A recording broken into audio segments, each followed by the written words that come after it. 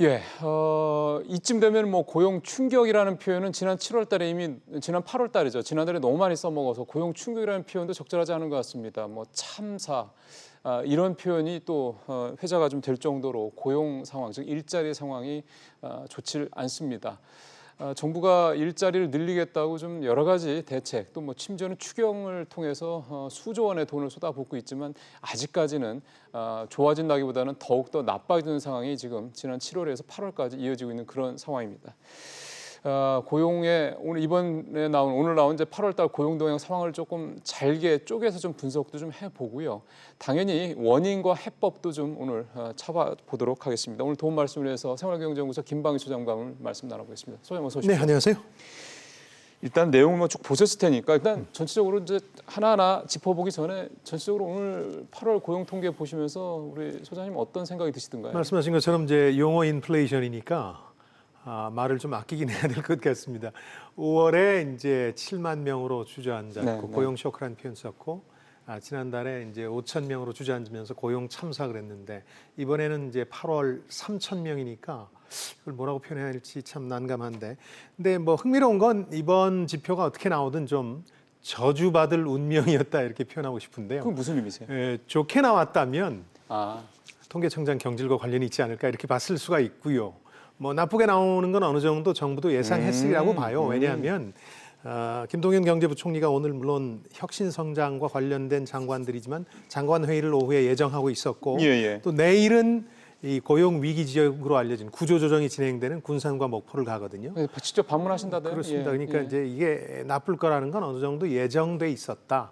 다만 약간 그 의아한 게 하나 있는데요. 어떤 점이요? 더 나쁠 수 그러니까 이렇게까지 나빠진 거는 폭염도 작용했을 겁니다. 이게 8월이니까 그러네요. 임시직들이 많이 일자리를 잃었거든요. 낮에 일들을 안 하게 되면서. 그런데 아까 말씀하신 것처럼 7, 8월부터 이제 추경 일자리 예산이 많이 투입됐거든요. 그 효과가 전혀 나타나지 않은 것처럼 보이는 이유는 뭘까? 이걸 중간 점검 한번 해봐야 된다. 이거는 제가 이 지표를 들여다보면서 약간 미스테리라고 느끼는 겁니다. 그거는 잠시 후에 그것만 따로 좀 소장님의 그 분석을 좀 들어보도록 하고요.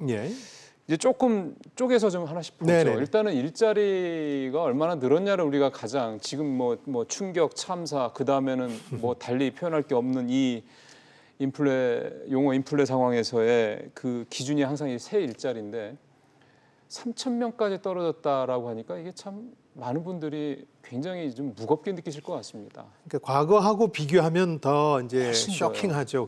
그런데 두 가지 경향이 지속되고 있다는 거는 아셔야 될 것 같아요. 뭐냐면 제조업 분야에서는 지금 이제 구조조정이 지속되고 있어서 뭐 해운은 이미 마무리가 됐고 조선도 이제 마무리 단계로 접어들었고 자동차가 진행 중이거든요. 그러니까 이 분야의 구조조정이란 기존의 트렌드가 지속되고 있고 또 하나 정부나 혹은 언론들이 많이 이제 놓치고 있는 부분 혹은 쟁점으로 삼고 있는 부분이 바로 이 자영업 분야인데 지금 이렇게 보면 오늘 저도 이걸 자세히 들여다봤더니 도소매, 음식, 숙박, 시설 관리 이 세 분야 서비스업이죠 대표적으로. 여기서 32만 개 일자리가 사라졌거든요. 이 분야가 여러분 이름만 들어도 아시겠지만 다 이제 자영업자, 소상공인, 중소기업들이 종사하는 분야거든요. 그러니까 이상 비대했던 이 자영업이 아주 구조조정이 가속화되고 있는 거거든요. 자영업의 구조조정으로 이걸 해석을 하시는 거군요. 그런데 이 부분에 대해서 예를 들어서 이게 최저임금 인상이 어느 정도의 역할을 한 거냐 하는 부분에 대해서 쟁점이 되고 있고 그거에 따라서 이제 소득 주도 성장 논란도 벌어지고 있는데 저는 늘 말씀드리지만 최저임금은 분명히 울고 싶을 때 뺨을 때린 면은 있지만 자영업이 구조조정될 만한 요소는 워낙 많았다. 가장 핵심적인 건 너무 많았고요. 과밀화돼 있다는 네, 얘기죠. 그렇습니다. 그리고 너무 많았고 또 하나 최근 들어서 특히 소득 정체라든가 이 가계부채 원리금 부담 때문에 내수가 본격적으로 위축되고 있지 않습니까? 그러니까 이 구조조정이라는 건 불가피한 면도 있거든요. 그러니까 이런 부분들도 있는데 여기서 과연 최저임금 인상이라는 게 저는 어떤 직접적인 타격보다는 분위기를 조성했다. 뭐 하기 싫은데 하지 못할 명분을 만들어줬다 그럴까요? 하여튼 분위기에 분명히 일조한 것은 있겠죠. 이게 이제 정치적으로 쟁점이 되는 거죠. 그러면은 결국은 소장님 말씀은 최저임금 인상이 물론 2년 사이에 30%가 넘게 올랐으니까 단기간에 많이 오른 건 사실입니다. 예년을 본다면 대략 6, 7%니까 2년에 합쳐봤자 15%인데 그러니까 2배가 한꺼번에 오른 거니까 당연히 부담스러울 거고 네. 지금 자영업계 상황이 특히 사드 그 이후로 인해 가지고 상당히 좀 이미 안 좋은 상황이다. 경기 뭐 그렇죠. 침체 상황이 계속 되고 있던 상황이고 뭔가 뭐 하나 좋을 수 없는 상황에서 이제 이런 상황까지 벌어지다 보니까 그랬던 거고 말씀하신 대로 이미 우리나라 자영업은 과밀화되어 있는 상태였다. 이런 말씀 좀 하신 건데요. 근데 좀 전에 그 추경 얘기를 하시면서 그거에 대한 효과가 폭염 문제를 조금 차치하고라도 너무 눈에 보이지 않는다라는 말씀하셨기 때문에 그렇게 보시고 있는 그 근거가 어떤 건지 좀 말씀해 주시면 좋겠어요. 그러니까 대기업 중심의 일자리는 조금씩 늘거든요. 지금 하반기 맞습니다. 공천하고 있는데 뭐 투자 고용 많이 하기로 했기 때문에 그 약속을 지키느라고 거의 지금 대기업이라든가 금융기관, 공공기관 같은 데서는 많이 뽑고 있어요. 좋은 일자리는 늘더라고요. 근데 이제 말씀드린 것처럼 자영업이나 소상공인, 중소기업 쪽에서 문제가 되는데 여기는 지금 일자리 안정자금이라는 게 투입돼서 최저임금 인상분에 대한 어떤 보상을 해주고 있는데 두 가지 문제가 있죠. 우선 아주 영세한 쪽만 돕고 있거든요. 근데 일자리를 창출하는 건 중소기업 쪽 이런 쪽이 많으니까 이런 쪽에 안정자금이 잘 투입되지 않고 있고 두 번째는 한다 그래도 뭐 절반 정도의 최대한 절반 정도를 보상해 주는 거니까 예를 들어서 내가 폐업하고 싶었다 혹은 뭐 장사도 잘 안 되는데 접을까 하던 사람들은 최저임금 이참에 접자 하는 경우가 많이 늘고 있는 것 같아요. 저희들 느끼면은 또 한 가지 그 일자리 예산이 공공 분야로 이제 주로 투입되는데 이 분야는 사실은 아주 단기적인 일자리거든요. 그래서 효과가 나타나는데도 시간이 잘 빨리 효과가 나타나긴 해야 되는데 그것조차 잘 보이지 않아서 이거는 저도 좀 나중에 들여다봐야 되겠어요. 왜 이렇게 공공 일자리도 안 늘어나는지. 그 말씀을 하시니까 저는 드는 생각이 오늘 김동연 부총리가 뭐 저희도 앞에서 기사에서 다뤘습니다만 최저임금이 고용 악화의 분명한 원인이다라고 얘기를 하면서 또 하나 언급을 한 게 근로시간 단축 문제거든요. 그 얘기도 했죠. 근로시간 단축이라는 게 특히 영세 자영업자들, 중소기업들한테 힘든 것 중에 하나가 우리도 사람을 더 뽑고 싶은데 사람이 없어서 못 뽑는다. 그러니까 근로시간 단축 때문에 물론 지금 당장 뭐 중소기업이나 영세 자영업자들이 근로시간 단축에 해당되는 건 아니긴 합니다만 사람이 더 추가로 필요해도 좀 모자랄 판에 이렇게 단축까지 하면은 그나마 있던 사람들도 이제 나가거나 아니면 줄여야 되는 판이니까 그런 부분들도 좀 일부 좀 영향을 좀 선제적으로 미치는 게 아니냐 생각도 들고요. 말씀하신 것처럼 김동연 부총리가 오늘 완전 작심 발언한 거거든요. 근데 부분적인 지적은 옳다고 봅니다. 구조적 원인도 있지만 그게 전부는 아니다. 이제 생산 가능 인구는 7만 명 늘었지만 일자리가 15만 개가 줄었으니까 그리고 경기적 요인은 뭐 조선이나 자동차 구조조정 같은 걸 얘기하는 거고 정책적 효과가 나타나서 당장 일자리가 느는 전망이 안 보인다고 했는데 그 정책적 효과라는 게 말씀하신 이제 근로시간 단축, 최저임금 인상 같은 건데 그 아마 틀림없이 이 기획재정부 측에선 최저임금 인상의 속도 조절론이라든가 근로시간 단축 유예 기간 이걸 좀 늘리는 방안들을 이제 부처나 당청 간에 협의를 해서 아마 내놓을 텐데 특히 내놓을 때 최근에 그런 자영업 쪽에 침체된 분위기를 반전시키는 그 발표 효과, 어나운스먼트 이펙트라는 표현까지 썼는데 이런 발표 효과 같은 걸 감안해서 이제 내놓겠죠. 이런 건 보완책이 될 수 있다는 생각은 듭니다. 이번에 발표된 내용을 쭉 보면은 이제 크게 하나가 3,000명밖에 새 일자리가 안 늘었다라는 거 하나. 그다음에 40대가 오늘 이번에 나온 거는 뭐 이제 뭐 10대 그러니까 20대도 줄고 뭐 40대 50대도 줄고 전체적으로 줄었다는 얘기가 나오지만 그중에서 40대가 그 감소폭이 지난 7월 달에도 굉장히 컸거든요. 그 부분 또 그다음에 청년 실업률 이렇게 보면 요약을 해볼 수가 있는데 40대 얘기를 먼저 좀 말씀을 좀 나누고 싶은 게 그야말로 40대는 사실은 돈도 제일 많이 벌 때고 근로자 입장에서 봤을 때는 그렇습니다. 그다음에 사실 돈도 제일 많이 쓸 때 아닙니까? 애들 학자금 뭐 그다음에 뭐 주거 문제 이런 것들 때문에. 근데 이렇게 40대 일자리가 이렇게 뭐 몇십만 개씩 줄 정도면은 굉장히 우리 경제 전체로도 위험한 얘기입니다. 이 세대를 조금 들여다봐야 돼요. 이게 응사 세대거든요. 응답하라 1994 세대인데 그렇죠. 그때 대학에 들어가서 외환 위기 때 졸업을 했고 그래서 질 좋은 일자리를 가장 많이 차지하지 못한 세대예요. 시작부터? 네, 시작부터. 그래서 자영업이나 소상공인 쪽으로 간 분들이 많아요. 실제. 처음부터 그렇다는 처음부터. 얘기네요. 그러니까 대기업들이 그때 일자리를 많이 제공하지 않았기 때문에 그러니까 심지어 그런 쪽으로 가신 분들조차도 지금 구조조정의 직격탄을 맞고 있잖아요. 40대가 가장 이제 타깃 시대잖아요. 임금이 본격적으로 오르기 시작하니까. 그렇군요. 그런 상황인데 자영업적으로 특히 많이 갔기 때문에 아까 말씀드린 두 가지 지금 일자리를 괴롭히는 두 가지 경향성, 이른바 구조조정, 제조업과 자영업의 구조조정의 직격탄이 이 응사 세대 40대에 초점이 맞춰진 거예요. 그러니까 여기에 가장 비극적인 상황을 지금 맞고 있는데 그러다 보니까 정부도 좀 신경이 쓰여서 요즘 뭐 신장년, 신중년 취업 프로그램이라 그래서 이런 걸 만들려고 각 부처가 지금 머리를 싸매고 있긴 하더군요. 근데 그게 쉽진 않잖아요. 이게 또 사실 그런 것들이 기존의 뭐 대기업이라든가 어쨌든 제조업체나 이런 데서 일을 해서 20, 30년 동안 일하면서 쌓았던 뭐 경험이나 노하우, 네트워크 이런 것들을 뭐 활용한다는 차원이지. 이를테면 뭐 예전에 뭐 백반집 하던 분이 다시 뭐 백반집을 하게 이거는 또 좀 안 맞는 거잖아요. 그래서 자영업 구조조정의 진짜 비극은 뭐냐 하면 줄어들 수밖에 없는데 이분들을 소화할 데가 없어요. 다시 자영업밖에 없어요. 갈 데가 없는 거죠. 맞습니다. 그러니까 그게 이제 앞으로도 우리 경제가 안고 있는 큰 숙제라고 봐야 되겠죠.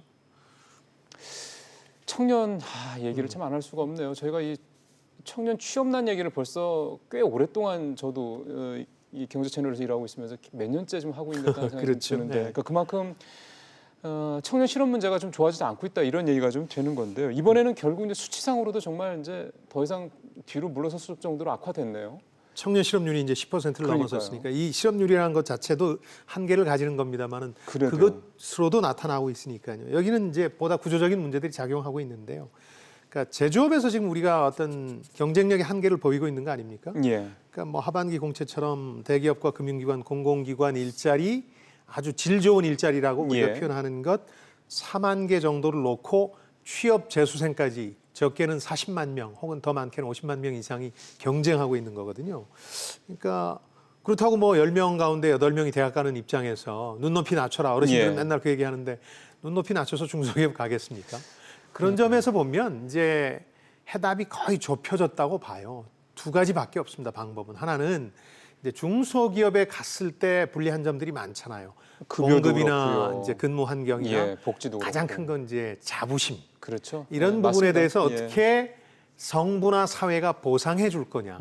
그러니까 이제 재산 형성을 위해서 중소기업 취업 청년들에 대한 프로그램들을 좀 만들려고 정부가 노력 중인데 그것도 하나 있고 또 하나는 이제 새로운 어떤 돌파구를 찾는 수밖에 없거든요. 제조업의 한계에 봉착했으니까 뭐 제조업 업황이 좋아지길 기다릴 수는 없는 노릇이고 지금 젊은 분들이 가장 하고 싶어하고 또 가려고 하는 분야가 어딘가를 보면 제가 늘 말씀드리지만 뭐 게임, 애니메이션, 대중문화, 패션, 디자인 이런 것들이거든요. 그러니까 이런 쪽에 조금 무리가 가더라도 어떤 벤처붐처럼 경제적 돌파구를 찾아야 되는 거거든요. 이건 이제 산업정책의 영역이고 일자리 정책은 아닌데 산업정책을 통해서 90년대 미국도 이런 문제를 푼 적이 있거든요. 미국도 제조업이 어려워져서 미국 경제 망한다고 그러지 않았습니까? 뭐 결국 살아났잖아요. 사람을 뽑는 거는 기업이니까. 그렇죠. 기업이 사람을 뽑을 수 있도록 뭐 소위 말하는 이제 규제 뭐 혁파 이런 얘기가 사실 그 때문에 나오는 거 아니겠습니까? 그러니까 규제 혁파는 규제 혁파대로 하되 또 새로운 먹거리를 찾는 산업 정책을 이제 만들어내야 된다는 거죠. 그래서 산업 정책이 그동안은 무슨 에너지 정책의 부차적인 문제처럼 거론됐었는데 이번에 주무부서 장관도 바뀌었으니까 이런 어떤 새로운 비전을 제시해야 청년 일자리 문제는 조금 나아지지 않을까 그런 생각이 듭니다. 결국 이제 지금까지 김방수 소장도 말씀하셨지만 어떻게 보면 지금까지 정부가 일자리를 늘리기 위해서 써왔던 방식이 아직은 효과가 없다라는 걸 좀 다시 한번 확인한 셈이기 때문에 그렇다면 지금까지 해왔던 방식을 앞으로도 계속 할 거냐 이 부분에 대해서 분명히 이제 의문이 더 커진 겁니다. 변화가 필요하다는 얘기가 되겠죠. 지금 저희가 그 전문가 한 분을 더 전화로 연결해서 또 얘기를 조금 더 들어보도록 하겠습니다. 고려대 법학전문대학원 박지순 교수가 전화 연결되어 있습니다. 교수님 안녕하십니까? 네, 안녕하십니까? 상황이 7월보다 더 나빠졌네요. 또 한 번 충격적인 고용 성적표를 받았습니다 이번에. 그 소장님께서 교수님께서 보시기에 어떤 게 가장 눈에 좀 띄시던가요? 뭐 취업자 수 증가 폭이 3,000명이라는 것도 일단 수치상 뭐 충격적이지만 그보다도 지금 더 충격적인 거는 청년 실업률이 지난 외환위기 이후에 10% 두 자릿수를 달성했던 게 도달했다는 것이 우선 눈에 띄고요. 더더군다나 이 체감 실업률이라고 하죠. 우리 취준생까지 다 포함하는 그 확장 실업률이 23%에 달했어요. 상당히 좀 심각한 수준이다라는 생각이 되고 제 개인적으로는 또 하나 이 심각하게 보이는 거는 40대, 50대 이른바 우리가 이제 가장이라고 하는 예. 그분들의 고용률이 전년 동월 대비해서 1.5%가 하락을 했어요. 예. 이건 혹시 이런 것들이 가계 빈곤에 또 영향을 주지 않을까 그렇겠죠. 하는 그런 우려도 또 생깁니다. 예.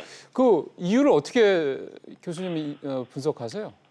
지금 뭐 분석은 참 다양할 수 있는데 원인은 우선 뭐 지금 올 초부터 계속해서 지금 도소매업이라든가 음식 숙박업 시설관리와 같이 최저임금을 받는 저소득층이 다수 취업하고 있는 그런 업종에 이 취업자 수가 계속 급감하고 있잖아요. 예. 이 부분 하나하고 그리고 지금 우리 산업의 중추인 제조업 부분에서 지금 계속 뭐 많은 수의 지금 이 고용 감소가 발생하고 있는 것. 예.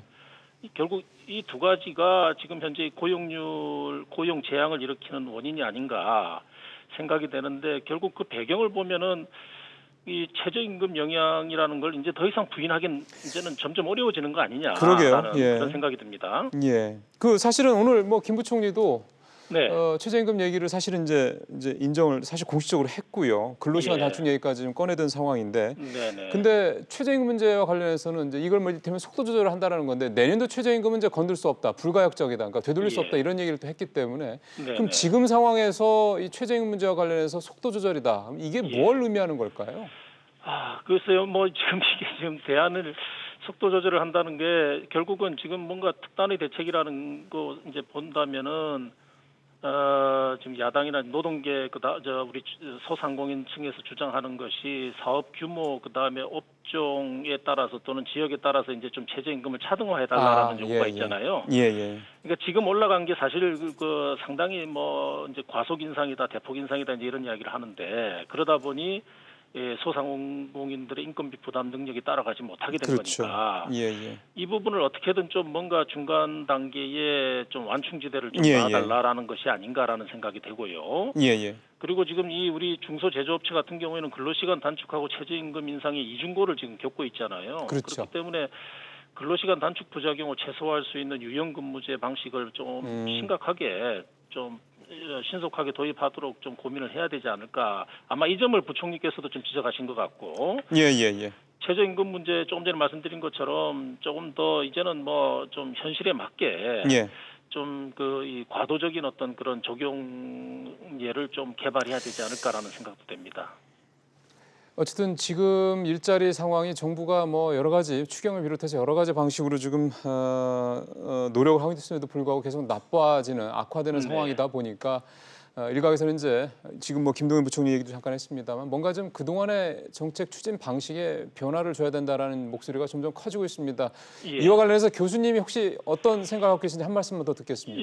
지금 정부에서는 지금 뭐 경제 체질 변화에 수반되는 통증이라고 좀 이렇게 가볍게 생각하시는 것 같은데 근본적으로 우리 지금 현 노동 정책이 잘못 가고 있는지에 대한 좀 전면적인 재검토가 필요하지 않나 생각이 되고요.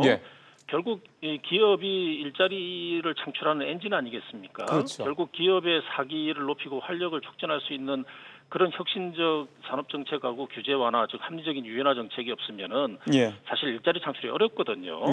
그래서 이 뭐 두 마리 토끼를 잡기가 쉽지는 않겠지만 그런 점에서 지금 우리 근로시간 단축과 최저임금과 관련된 그 정책에 대해서 한번 근본적인 좀 재검토를 해야만 우리 기업으로서는 좀 예측 가능하고 좀 안정적으로 미래를 좀 설계할 수 있지 않을까. 그래야 일자리를 고용을 늘릴 수 있는 동기가 좀 생길 수 있을 것 같습니다. 알겠습니다. 교수님 말씀 잘 들었습니다. 네네, 감사합니다. 지금까지 고려대 법학대 전문대학원 박지순 교수와 얘기를 좀 나눠봤습니다. 자, 소장님 다시 이제 소장님 마무리를 좀 하도록 하겠습니다. 지금 소장님과 말씀을 나누고 오늘 나온 8월 고용 동향 통계를 이제 정리를 좀 해보면 업종별로는 도소매, 제조, 그다음에 이 서비스 지원 쪽, 그다음에 고용 형태별로는 임시랑 일용직 쪽, 그다음에 연령대로 보면은 이제 특히 40, 50대 이게 지금 소장님과 제가 이제 얘기를 하면서 나눴던 좀 심각한 우리 고용의 위기 분야인데. 지금 이제 잠깐 뭐 정부의 이제 일자리 정책 방식에도 뭔가 이제 변화를 줄 때가 됐다는 박 교수님 말씀도 있으셨고요. 결국 이제 뭔가 이제 변화가 필요한 때가 된 게 아닌가 싶습니다. 그러니까 너무 헛되게 그동안 이제 소득 주도 성장이라든가 이런 걸 해온 측면이 좀 있죠. 그래서 최저임금이든 근로자단체 이런 것 분위기 전환용 대안들을 찾아서 예. 발표 효과를 극대화하는 방식으로 이제 바꿀 필요는 있는데요. 다만 그런 생각은 들어요. 이게 예. 결코 답일 수는 없어요. 최저임금을 2020년에 안 올린다고 가정을 해보죠. 그럼 일자리가 늘어날까요? 그렇죠. 그렇지는 않거든요. 그렇죠. 그런 점에서 예. 보면 정말 중요한 것은 다른 돌파구를 좀 만들어 줘야 된다는 건데 내일 발표될 것으로 보이는 부동산 정책도 그렇고요. 예. 이번 정부에서 나오는 굵직굵직한 이 정부의 대책이라는 것들이 지나치게 잔 펀치들이 많아요. 그걸 이제 정부 내 관료들은 유행어처럼 핀셋 대응이라고 자꾸 얘기를 하는데 핀셋도 이렇게 눈이 좋지 않은 분이 시력 좋지 않은 분이 핀셋을 자꾸 갖다 대면 엉뚱한 데만 찌르는 거거든요. 그런 점에서 보면 오히려 묵직한 어떤 비전들을 제시하는 게 더 나을 때가 있는데 일자리에 관해서는 그렇다는 겁니다. 왜냐하면 제조업 분야의 구조조정은 마무리가 돼가는 게 사실이에요. 그러네요. 조선이나 자동차는 지금 선행지수를 조금씩 좋게 나와요. 수주나 판매가 늘고 있으니까. 그런데 자영업은 결코 나아지지 않을 거라는 거죠.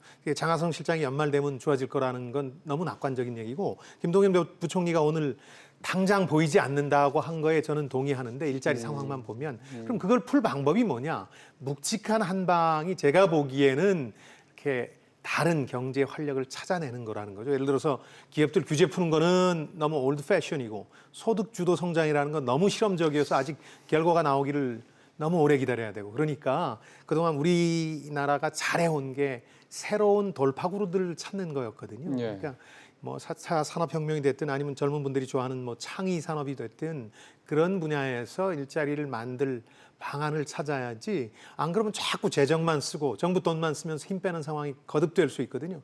뭐 추경이라든가 일자리 예산 이렇게 많이 써도 일자리라는 게 창출되는 게 아닙니다. 지금 그러니까요. 그런 고민들을 정부뿐만 아니라 우리 국민들도 같이 좀 해주셨으면 좋겠습니다. 이번에 뭐 좀 여담입니다만은 부동산 공급 대책 얘기가 나오면서 청와대 국민청원 게시판도 그렇고 뭐 이런저런 블로그들을 통해서 뭐 아주 우리 국민들께서 정말로 다양한 아주 기발한 아이디어들을 많이 내셨잖아요.